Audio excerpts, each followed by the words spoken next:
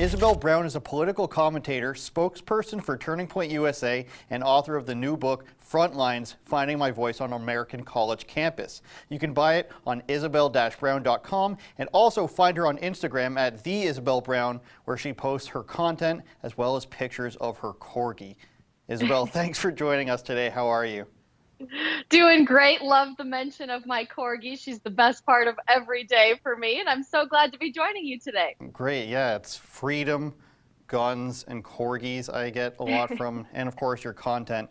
And speaking of your content, something I noticed that you started recently, I think, was the Freedom Seed series, which is a series of short, like, informational political videos. And I wanted to jump right into some of those. Hate speech is one of the first topics I noticed, and that's something I'm very adamant about. I love free speech. I wish we had it here where I was. And so I want to play this first video of yours and get you to expand on what exactly it is that you meant. Do we have that, Justin?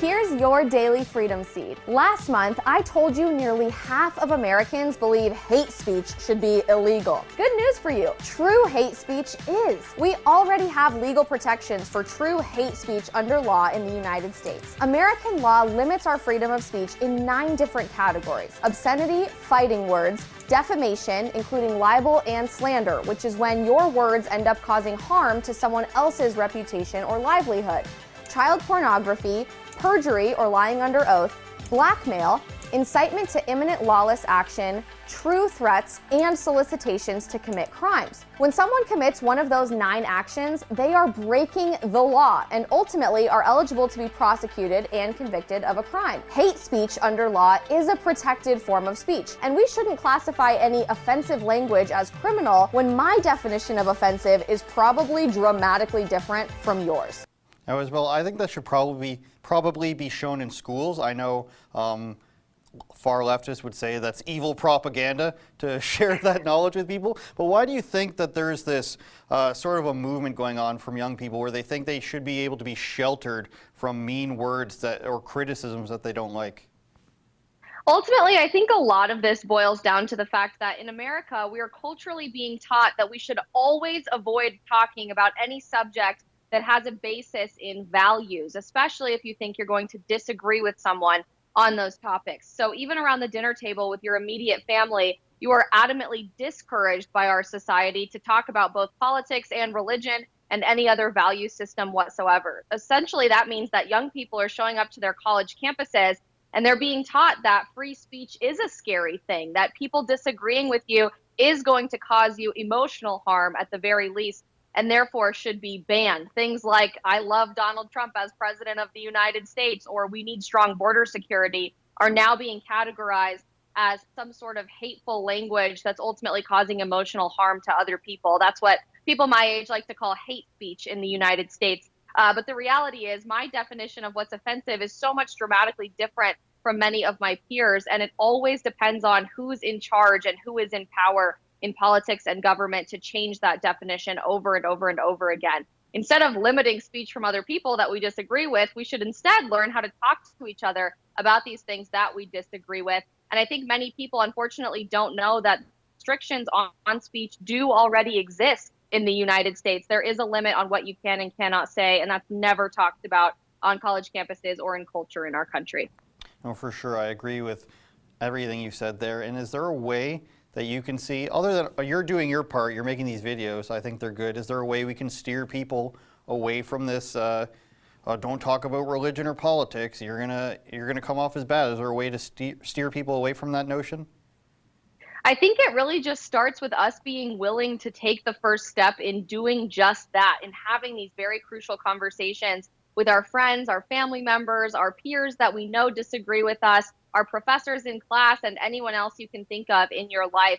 In my own experiences, I've had so many productive conversations with people that I knew disagreed with me, but we took the time to be patient and respectful and kind and ask all the right questions of why I was coming from my perspective, why they were coming from theirs, and what we had in common at the end of the day. The truth is, most of us agree on where we want to go as a country and even as a free world. We just disagree on how to get there. So if we can get over this cultural division that our political and cultural leaders are saying is so categorized in the United States, especially on college campuses and in entertainment, that's how we can discover that we can come together on most things.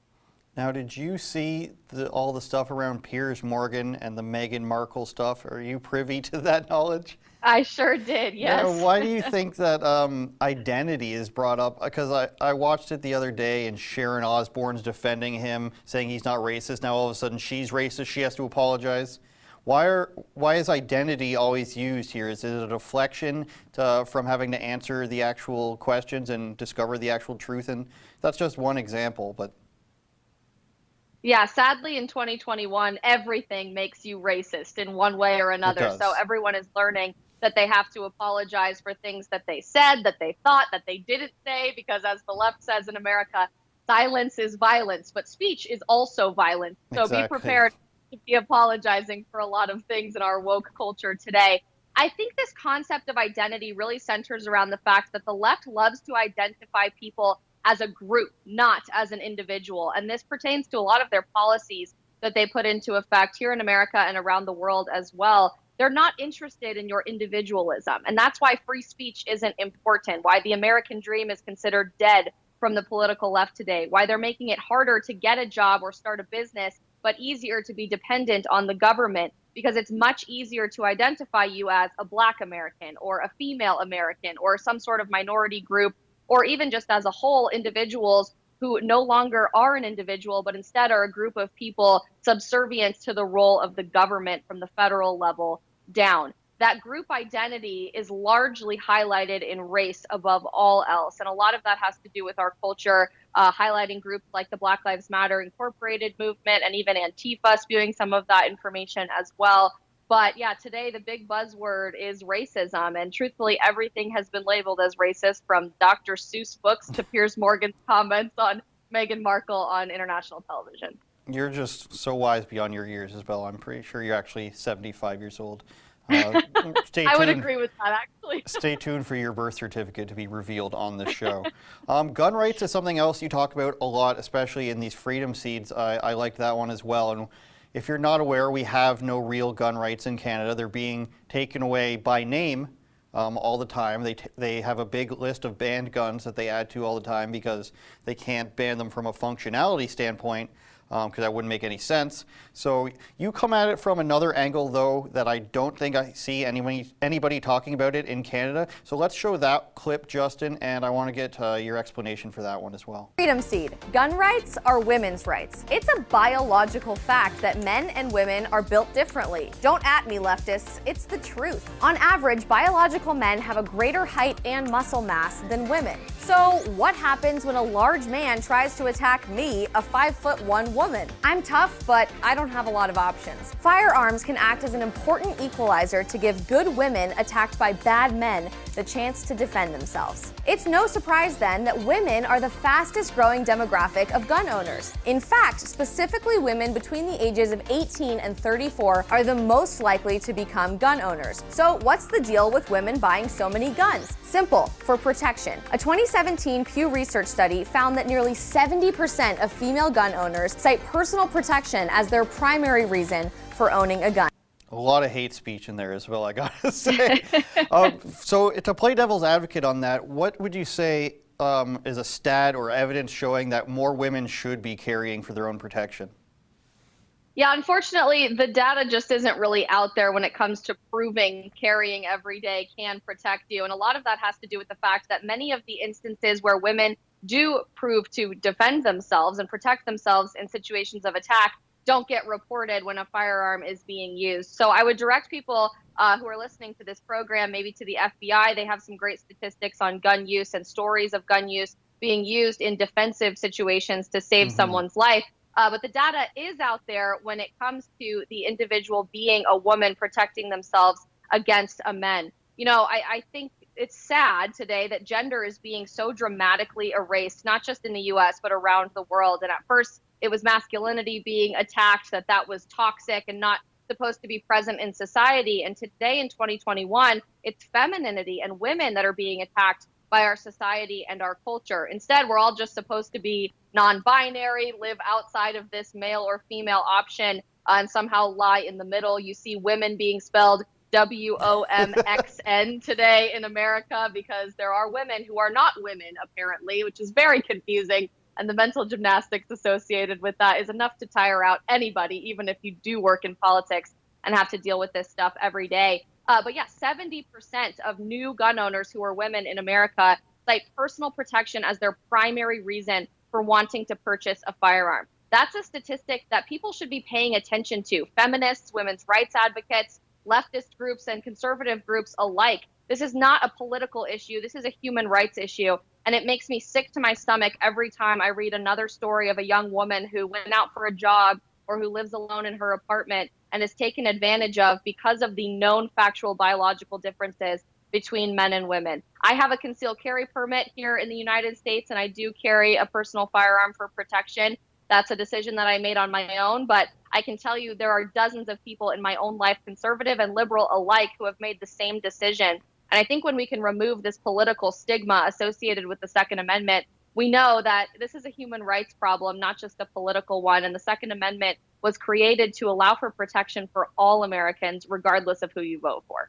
I think that's really cool, Isabel. And obviously, I think that the most obvious reason that you mentioned as a great equalizer would be sexual assault. Now, you're on college campuses. You're out there with your male counterpart. I'll call him Will Witt. You guys can just change genders now, I think. But when you're on college, when you're on college campuses and you're explaining this to maybe girls, maybe boys as well, is there a common answer as to why they shouldn't get a gun? Because I think ingrained in them a lot of the times, especially in California, where I think you guys are both from, it's very anti-gun, and then even we've seen with incidents there in the no-gun zones, of course, there's the shooter there. Is there a common answer or excuse that is given as to why we should still not allow guns to be purchased? We still need more restrictions. Is there something that you hear often? I'm actually from Colorado, which is another state that apologies. has a complete assault on the Second Amendment and is really doing everything they can to prevent gun ownership as much as possible. But I've done a lot of work in California, and arguably they have some of the strictest gun control in the country when it comes to your ability to own the firearm of your choosing, to have extended magazines that have more than 10 bullets in them, and obviously to exercise your right to carry, which is the natural progression of what happens after you buy a firearm. You want to have it with you all the time for personal protection. It's a dangerous situation when we're seeing this limitation of the ability of people to take care of themselves and defend themselves, especially on college campuses. And there's a very, very small number of states in America that allow for something called campus carry, meaning you can conceal carry a firearm on your college campus, public or private. Obviously, some of those schools have different rules, but I was very fortunate in Colorado to have access to campus carry, and that was always one of my primary concerns was sexual assault. You see on college campuses in America, and I'm not sure if the same is true where you are from or in Europe or around the world, but we have little stations that have a blue call light. So it's like a little blue light, and you call the police on this phone pole, essentially, and then you wait at one of these stations if you find yourself in danger on campus. What I love to tell people is the reality is if you call the police from one of these stations, it's going to take several minutes, if not up to 10 or 15 minutes for the police to get there and diffuse whatever situation you feel uncomfortable in. When you have the ownership and the training and the proper responsibility under your belt to defend yourself, it takes 2 seconds instead of a few minutes or 10 minutes or 15 minutes or 20 minutes.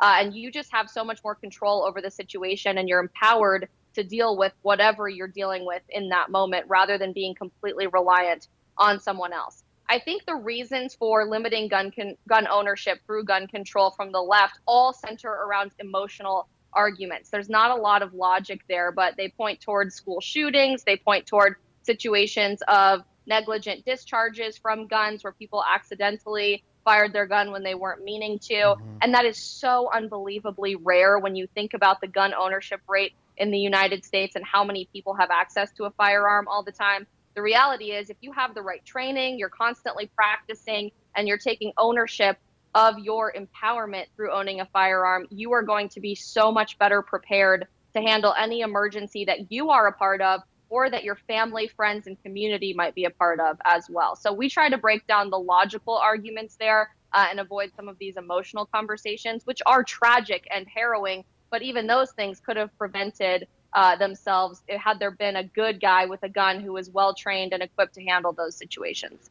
Yeah, and I think the knowledge of firearms is incredibly low amongst those who are against it. I mean, I wish I'd queued up the video here, but there's a clip of mine from when I first started doing streeters for Rebel News where I was asking people about an assault rifle ban and what was an assault rifle. None of them knew. One guy who really thought he knew thought that the measurement was an assault rifle can shoot 3 to 4 blocks. I'd never heard that measurement for bullet distance before. But the gun ban is gun specifically for assault weapons. Do you know what an assault rifle is? Yeah, assault rifle would be sort of like a hunting rifle, long, and it'd be long range, like probably 4 blocks. But that's the level of knowledge on guns from the anti-gun crowd. I think most people would understand that it's for self-protection and we don't want to go too far. But then again, we don't have a constitution here that says we have the right, whereas I wish we did. Some other video that I liked of yours was the Women's March of last year, and I have a lot of questions about how it would compare to 2021.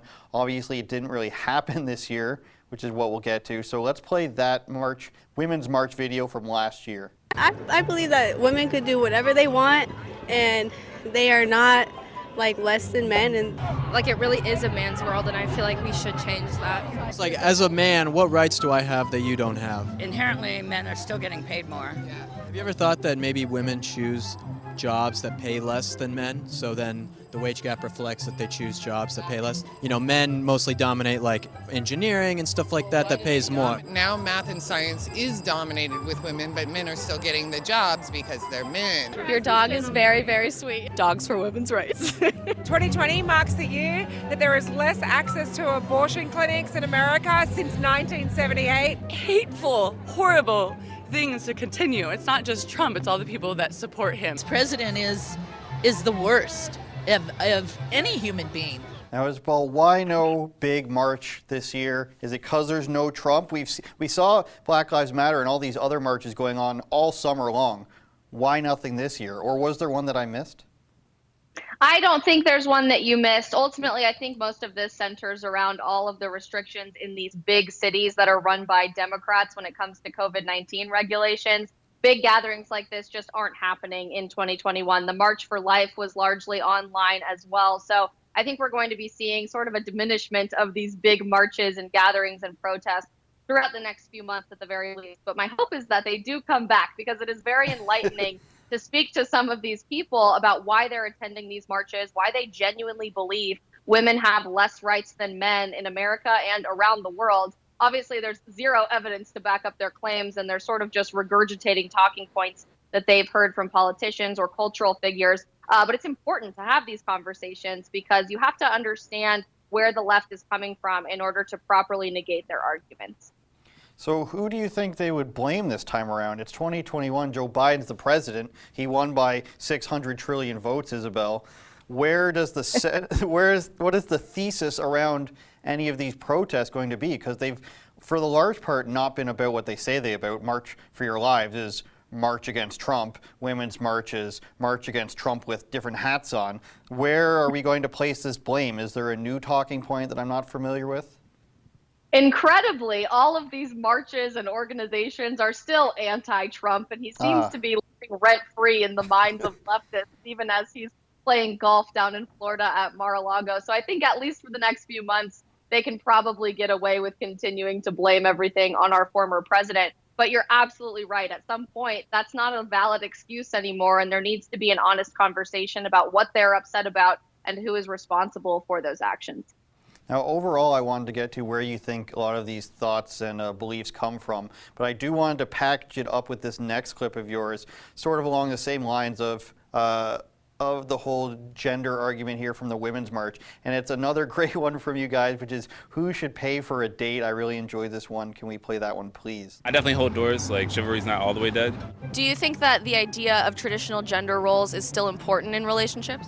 On occasion, but no, I think we're getting further and further away from that in today's society. It's more of a social thing and less of a gender thing, because gender roles change per culture. I think the roles have definitely changed a little bit, but I think it's definitely important. like to keep the main ones in place, such as the man opening the door for the girl. Would you ever propose to the man? I don't think so. I wouldn't care if a woman proposed, but I like I said, I would probably propose. Would you ever propose to a man? No. No. Good. Just because I feel like that's just a guy's role, you know? I 100% agree. I think marriage is outdated. I think that was something used back then to connect families and, have peace among families. I don't really believe in marriage anymore. I just believe love the person that you're with. Marriage is about connecting families, Isabel. He's really taking the 13th century approach to that. You send your princess across Europe to another family, they get married, they consummate it there. Where do you think that a lot of this thinking is ingrained from? Because really it's only popped up over the last 20 years, I want to say. Most of this completely centers around something I spoke about earlier on this podcast, and that's eliminating the idea of individuality and assigning everybody to a group. And we'll talk about the most extreme level of that right now, but I think these are all stepping stones to get to this end goal from the most progressive left in America. Black Lives Matter, Inc. recently released a statement when they first popped up their new website last summer in 2020 that one of their primary goals as an organization was to completely get rid of the nuclear family in the United States and around the world. In their view, the nuclear family is this oppressive, patriarchal, capitalist engine in order to keep controlling people rather than all living harmoniously and doing whatever you want and, identifying yourself as a group and a community, living in a commune rather than a family. So their goal was actually to completely get rid of the idea of mothers and fathers and instead have surrogate parents and the entire community raises a child with zero gender identity. They can choose for themselves and the whole 9 yards of nonsense there. That is the end goal of the progressive left in America. So when it comes to degrading gender identity and gender roles, the things that we're seeing today, getting rid of masculinity and femininity. California, for example, is getting rid of boys and girls sections in department stores or toy stores. No longer can you spell women with an E or men with an E. We're getting to this point where we're not identified by our unique characteristics as individuals, myself being a biological woman and having the capacity to create life being one of the most important aspects of my identity. But instead, we're all just people. It's kept generic on purpose because they want to keep the human population as generic as possible in order to be subservient to one overarching power, that being the government. So ultimately, I think this assault on marriage is really connected to getting rid of the nuclear family and ultimately getting rid of your unique individual or familial identity to begin with. Now, Isabel, on more of a personal level, you're out there, you're with the most masculine guy ever, Will Witt. Shout out to Will Witt. You're interviewing these people in California, and maybe there's a bit of it in Colorado, like you mentioned. But having been in these conservative circles, and you probably are friends with a lot of more of, let's call it traditional gender roles, even though I think that would just be normal. Are you seeing a lot of this from men you interact with, from girls you interact with? Because I watched something from California, something I had written down was Logan Paul versus Caitlyn Bennett. And all the guys on this show, it's pretty obvious they're from California and grew up there. They're offended by any little nugget of truth that she says that isn't completely progressive. They're shocked to hear even the notion of anything. I'm afraid to say these things on YouTube because I'll get taken down. Do you notice it in your day-to-day life and your interactions with people? I don't see it as much now that I've graduated from my undergraduate and graduate school programs on my college campuses. I see it obviously when I travel to speak to student groups at their universities, but a lot of this follows political lines and the different political ideologies in America. The left overwhelmingly is leaning into this woke culture as much as humanly possible, afraid to offend anybody, and that's where you're seeing all of these problems of pronouns, signs outside of bathrooms, and things like the Equality Act going through our United States Congress that passed completely along party lines in the U.S. House of Representatives and the U.S. Senate. Whereas conservatives, amazingly, are becoming countercultural in an unexpected way by embracing traditional gender roles, getting married very young and having lots and lots of children, and overwhelmingly returning to the church in America, which is a very interesting phenomenon I don't think we could have predicted even just a few years ago. If you engage in the most progressive aspects of culture, social media, large corporations, college campuses, that's where you're seeing a lot of this insane culture start to generate and then spread throughout the United States of America. So it's definitely out there, but doing what I do as an outspoken conservative and mostly engaging with people who I agree with every day, I don't see a lot of it in my own social circles. Well, I'm glad that you managed to escape. I work in Toronto, here in Canada. It's impossible to escape it just walking around. Guy on his bike, riding a bike, wearing a mask, you know, that sort of stuff. Yeah. I want to talk about your book. It's called Frontlines: Finding My Voice on an American College Campus paperback. I'll say it properly for you guys. Frontlines: Finding My Voice on an American College Campus. It's available on your website and I believe on Amazon and Barnes & Noble as well. What inspired the books? What inspired the book, particularly in the sense that I'm curious to know what really opened your eyes, or have you always been conservative?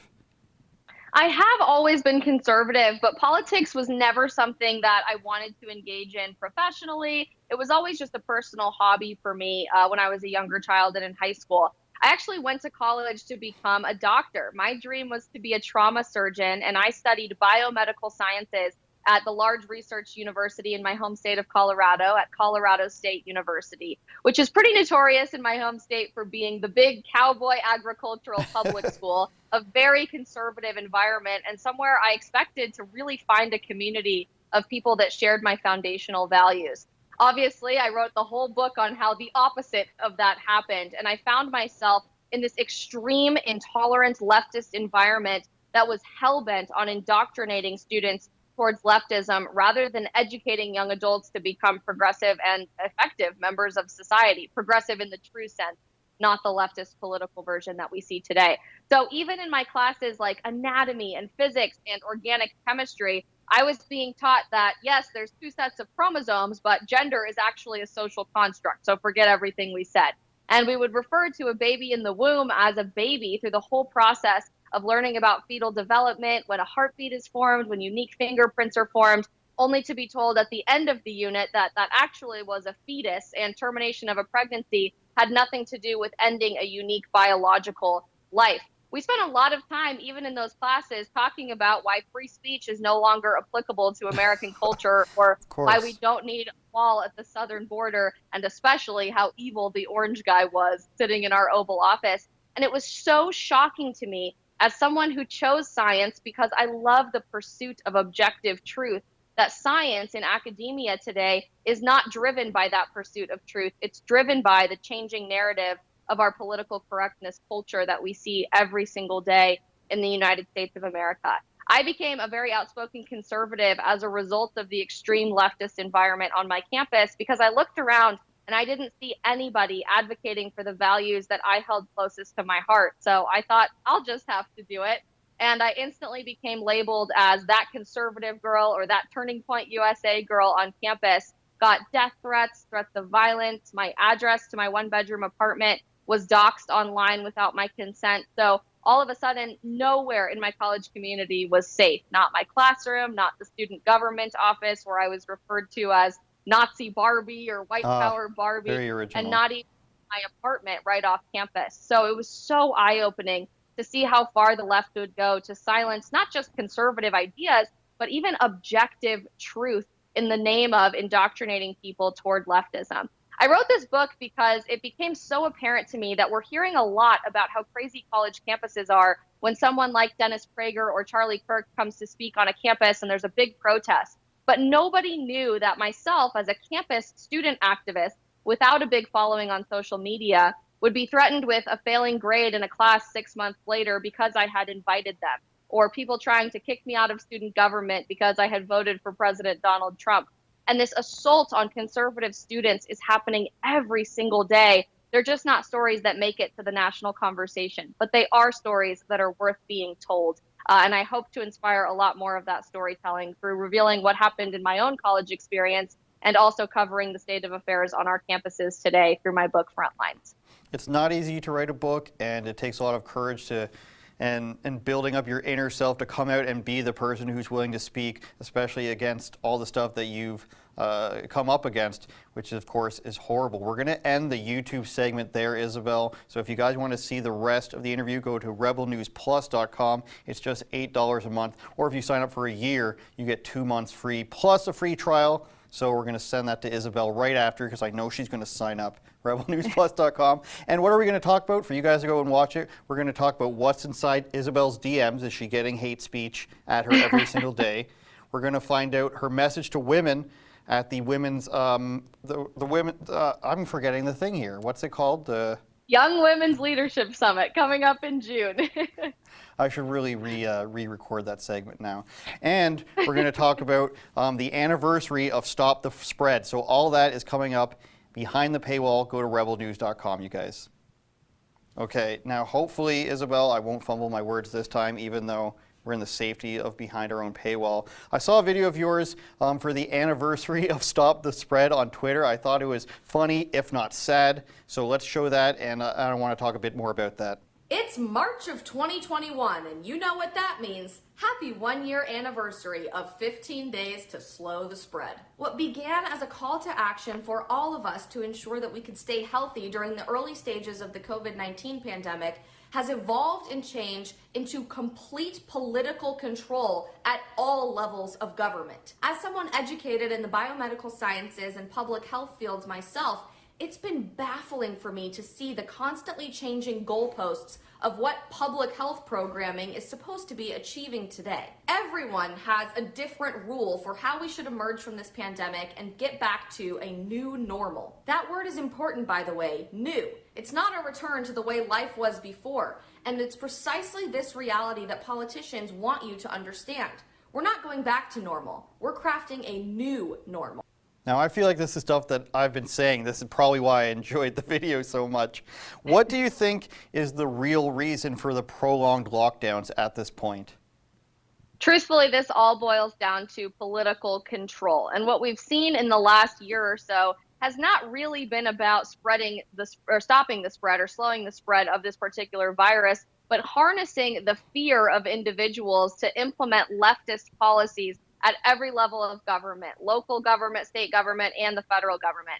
I personally was studying biomedical sciences, policy, and advocacy, essentially how the government regulates stuff like pandemics last year as COVID-19 became a pandemic during my master's degree program at Georgetown University. And to hear the changing opinions of my professors, who, by the way, are the top of the top people at the World Health Organization and the CDC here in America, as the changing political narrative was taking place last spring, was so disheartening. In January of 2020, I was reminded that our world has never done mass lockdowns because they don't work and the data is not there to support slowing the spread of any virus by forcing people to be locked in their homes. We were reminded that the average mask people would ordinarily wear, surgical or made out of a t-shirt material or a bandana, will do nothing to stop a particular virus that's only a few microns big, incredibly microscopic, and could pass right through that material, but will trap bacteria close to your face and make you sick with other diseases like bacterial pneumonia. And then all of a sudden, all of those experts started going along with what was politically correct, shutting down debate on what medicine is effective to treat COVID-19. Obviously, we all saw that Facebook has now retracted their comments on hydroxychloroquine and has reinstated all of those posts months later after they completely destroyed people's livelihoods. All of them are now saying you have to triple layer your masks or wear 2 or 3 masks all of it at a time, and that these lockdowns are continuing to be very important, even when we haven't really seen a spike in disease spread when some of these states or other countries around the world are choosing to open up. Science, as I said before, is not really about the pursuit of objective truth anymore in academia and after we graduate in the real world. And the truth, there's not a lot of scientists making these calls about continued lockdowns. It's all coming from politicians. I completely agree. I think this is one of the last bastions that people have to be red-pilled on, for lack of a better term. I mean, the medical field, the idea of medical expert has now been blown completely out of the water. It's a shame. We should be able to trust these people. And like you said, it's changing. People just can't help. They have to speak up, Isabel. They have to say what's right. They have to orange man bad, and everything has to be along a partisan line. Now, along what you're saying, do you think that's why it seems like Joe Biden's ignoring that there's a bunch of states open. How many is it now? Over 13. The UFC just announced they're going full capacity in Florida, which of course I'm a big fan of. Are we just pretending that Texas, Florida, Arizona, the Dakotas, that they're not open and that everybody else still needs to lock down? I think it's convenient for our politicians at the national level to just turn a blind eye towards what a lot of these states are choosing to do.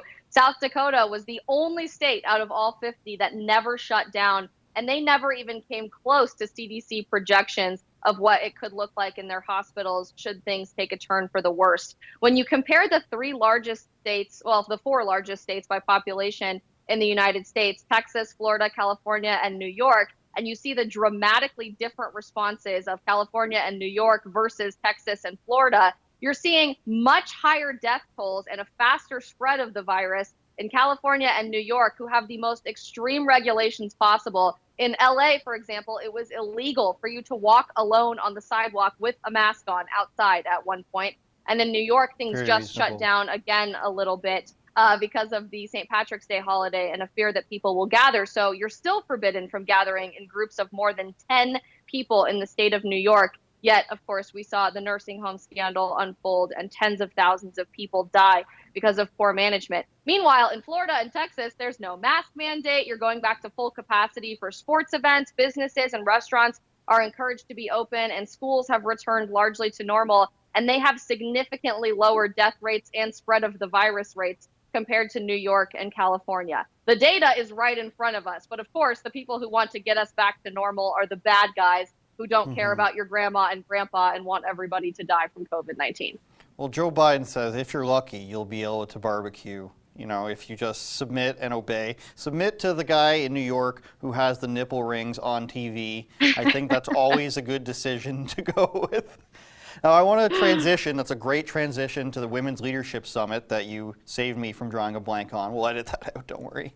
What kind of messaging do you think is important to give young women going forward in 2021? What do you think? What are you going to say? Give away your whole speech right now.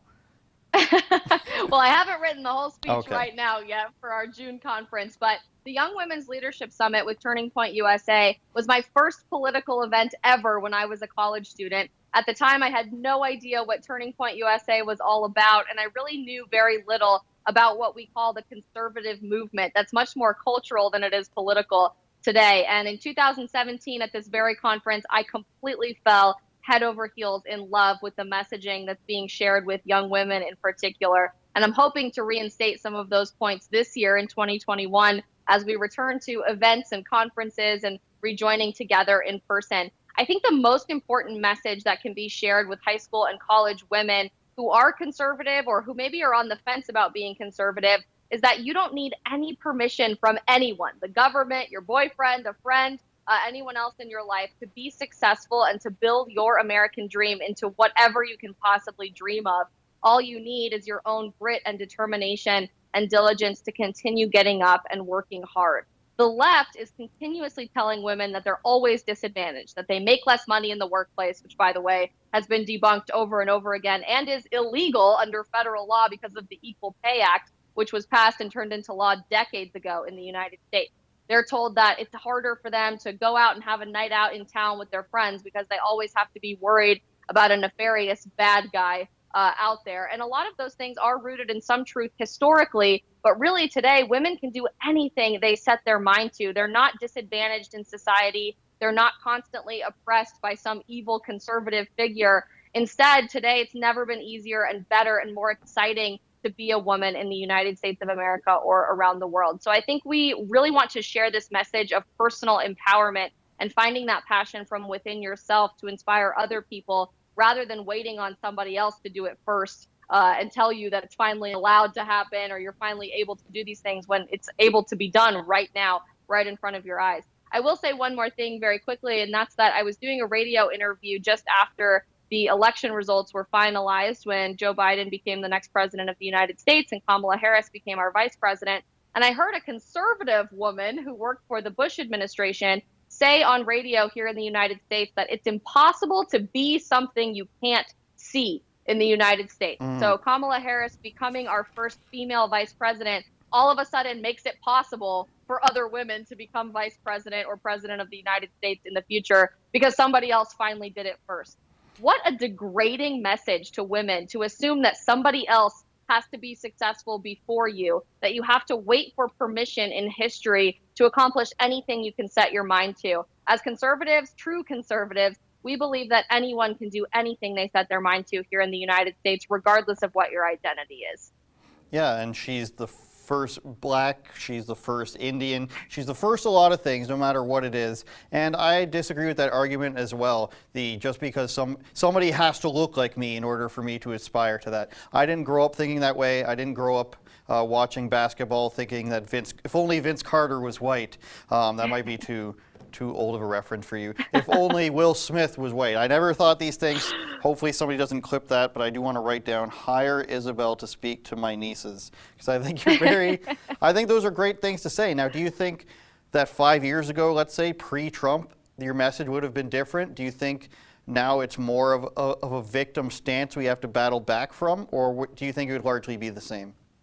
I think it would be exactly the same message. People have always said that women are somehow disadvantaged in society, from when I was a young girl all the way to now when I'm 23 years old. And it was very different, at least in my family unit when I was growing up, than what this narrative was saying. I grew up with my mother being the primary breadwinner in our house, commuting to a different state for her job for 7 years. My dad stayed home for a few years to be a stay-at-home dad. We called him the Manny, and he got to be a That's a room movie, parent. I believe.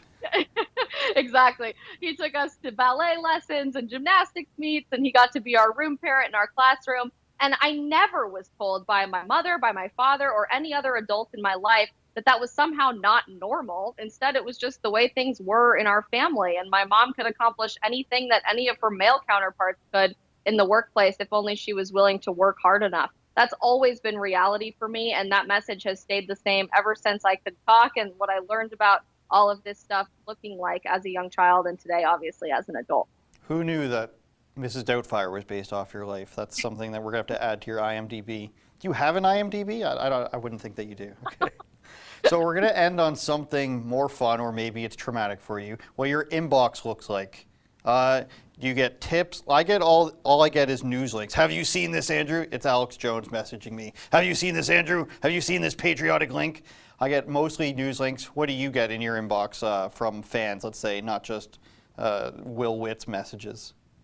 It's a whole hodgepodge of information in my DMs all the time, but I do always encourage people who follow me, if they're ever looking for advice or have a specific question, to DM me. So most of my messages do look like that. I'm very responsive on Instagram, and I just love connecting with people one-on-one as much as possible, especially now when that's sort of prevented in person still a year later after that became our new reality. So as much as I can connect with you guys digitally, I love to.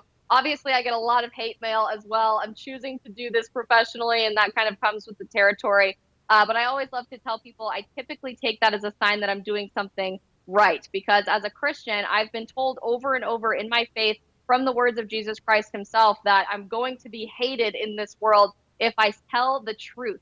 That's really what my job is all about every day. It's not just sharing conservative messaging or trying to influence the way people vote. I'm trying to say objective truth in a world that has completely rejected the idea that objective truth even exists, because my truth is different from your truth. So when I get such hateful messages, I know that I'm trying to make this world a little bit more like the next. I'm not trying to fit into the changing reality every day that we see in this world. For sure, and I think especially right now, it's very important for high schoolers and people in college, since it's become more like a high school environment in college, that they have somebody who is confident and knows what they're talking about that they can message and actually get a response to. I mean, you don't respond to my outfit messages where I show you my outfit of the day, but that's fine. No, I'm just kidding. Those don't exist. Or do they? But thank you. I really think it's important to have a person that they can turn to in these times. So Isabel-Brown.com, you can get her book there. You can find her on Instagram, which is The Real Isabel Brown. And of course, Turning Point USA. Are you still working with PragerU? Are we still going to see you on those videos? I do occasionally do some work with PragerU, so I'm never too far away from the office there in Los Angeles. Okay, lots of cameos there. Anything else you want to end on, Isabel? I'll leave the floor to you. I just want to encourage people from around the world that conservatism is needed everywhere, not just in the United States. And obviously, most of the work that I do is here domestically for me in the US, but conservative ideas are resurging all over the world, in Canada, in the UK, and all across Europe, in Australia and South Africa. And I get messages from people from countries everywhere that I would least expect some of these conservative ideas to be reaching people through social media or through work and education. But we need loud conservative fighters everywhere. So embrace just 5 seconds of courage at a time. Raise your hand in class and tell your teacher or professor that they're wrong if they are. Post something to your social media. Have these conversations about politics and religion with your family or your friends around the dinner table. That's how we create a cultural revolution all over the world when it comes to being proud of where we're from, embracing patriotism, believing in ourselves as individuals, and ultimately saying that big government sucks. That's a great note to end on, but I did want to ask you, it just popped into my mind, is there any work towards the videos that you're making actually being implemented in schools or anything like that? Because I've seen articles about people trying to stop that from happening. I just want to know, because I think those Freedom Seed things would be good in like a high school class. Is there any working towards that? We have not yet embarked on that adventure. We're only a few months into getting these videos out there, but they are working very well. So I'm sure that is part of our rollout plan for the next few months. Okay, thanks a lot, Isabel. Once again, follow her on Instagram, Twitter, isabelbrown.com, you guys. Awesome. Thank you. Thank you.